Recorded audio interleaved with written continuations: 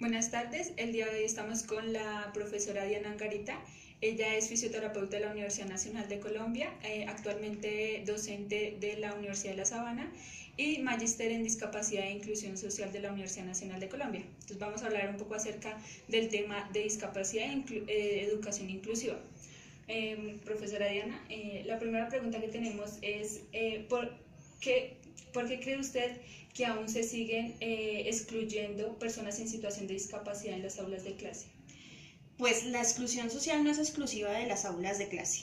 Yo pensaría que la exclusión social de las personas con discapacidad y las personas que no tienen una discapacidad está relacionada con aspectos, si pudiéramos pararnos desde el modelo biopsicosocial, con aspectos contextuales que llevan a que la parte actitudinal de las personas rechace a los que son diferentes a ellos. Entonces, ese no entender la diferencia lleva a que haya exclusión, no solamente desde el ámbito educativo, sino también en diferentes ámbitos como el laboral, como dentro del mismo ambiente familiar. Se conocen todavía historias en las cuales personas en el ámbito rural esconden a los familiares con alguna discapacidad o ese tipo de cosas. Entonces va desde lo actitudinal, desde lo contextual, desde cómo diferentes modelos de discapacidad todavía conviven, desde un modelo caritativo o desde ese modelo de castigo de Dios, que pues me castigaron con que tengo un hijo con discapacidad, hasta modelos ya mucho más complejos como el pensar que una sociedad excluyente no está relacionada solamente con la discapacidad,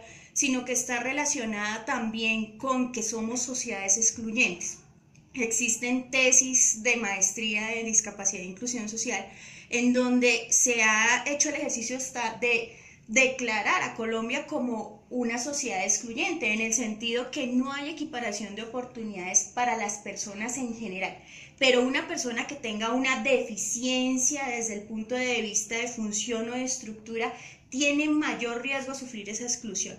Ahora, hablando desde el ámbito educativo, pues traslademos esos imaginarios de la actitud hacia las personas con discapacidad y nos vamos a encontrar que tenemos unos currículos que no son flexibles y que no permiten que una persona con una capacidad diferenciada pueda incluirse dentro de un aula de clase, y unos profesores que también están vivenciando todo lo que la sociedad está alrededor. Entonces tenemos profesores que son de vieja data, por ejemplo, que están en un sistema educativo público, que están rígidos dentro de su pensamiento frente al currículo y que no entienden cómo deben cambiar sus dinámicas para incluir a los demás.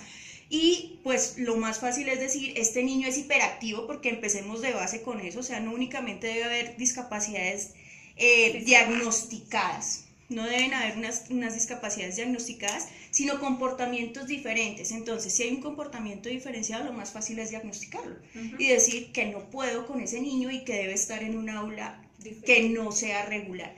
Entonces, creo que hay exclusión por muchas cosas relacionadas con la sociedad y también con aspectos actitudinales.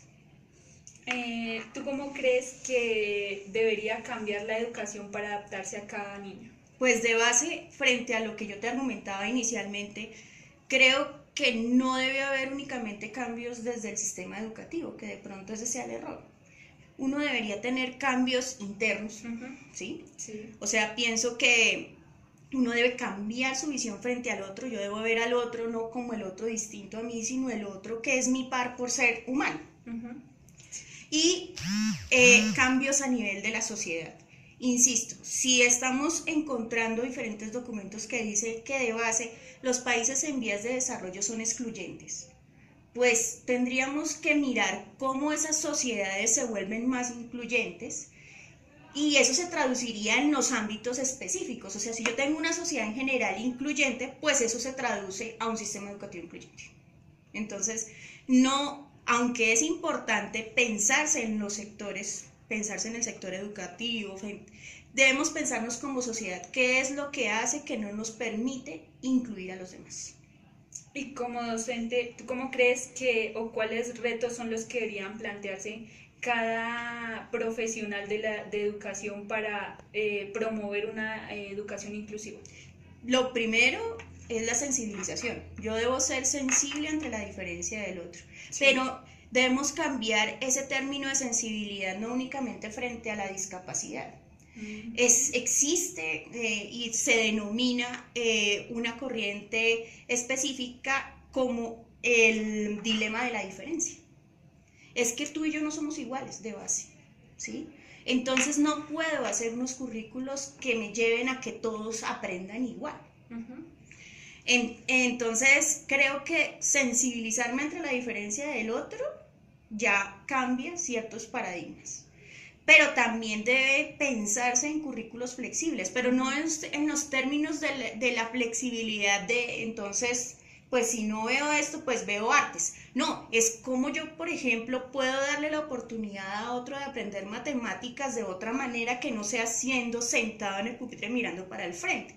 A eso se refiere la flexibilidad, no únicamente a la presencialidad o no presencialidad, sino a las metodologías, como tú lo dices. Ok. Listo, muchísimas gracias, profesora Diana. Gracias a ustedes.